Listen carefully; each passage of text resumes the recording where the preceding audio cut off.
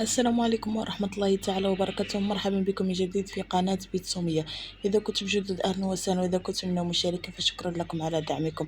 راح أشارككم اليوم طريقة سهلة في تحضير الكريم فخاش أو كريمة الطهي. راح نديرو ربع كاس كيما تاع حليب ونزيدو عليه الزيت. هذا بمكونين سهلة اقتصادية وسهلة وبنة ما شاء الله. راح نحطهم كيما راكم تشوفوا في الطاس نتاع البراميكسور، ونحطهم لتحت ونحاولوا نخلوها نبازو على لتحت، نخلوها في لاباز نضربو حتى تعقد. بالنسبه للقوام نتوما تتحكموا فيه، اللي يبغيها مثلا للحشو ولا المقر ولا السلايط يخليها جاريه، واللي بغى برك يديرها شغل كديكور فقط من الاعلى ولا يخليها عاقده.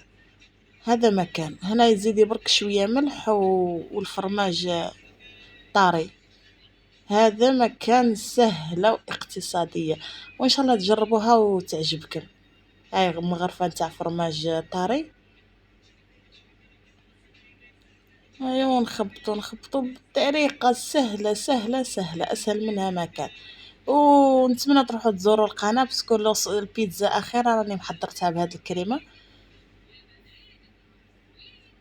نتمنى انكم تمشوا تشوفوا الوصفة وتعجبكم تاني وتحطوا لي التعليقات نتاعكم.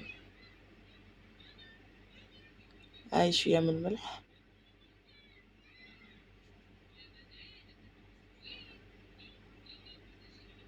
ايوا، ونتمنى انكم تشاركوا الوصفات مع احبابكم واصحابكم. ها هي الكريمه نتاعنا عاقده. فقط انا في البيتزا كي جيت نديرها جريتها شويه، يعني ضفت القليل من الحليب وعملت هكا وخبطتها شويه عاد حطيتها. ونتمنى انها تعجبكم الوصفه، تجربوها وتحطوا لي تعليق.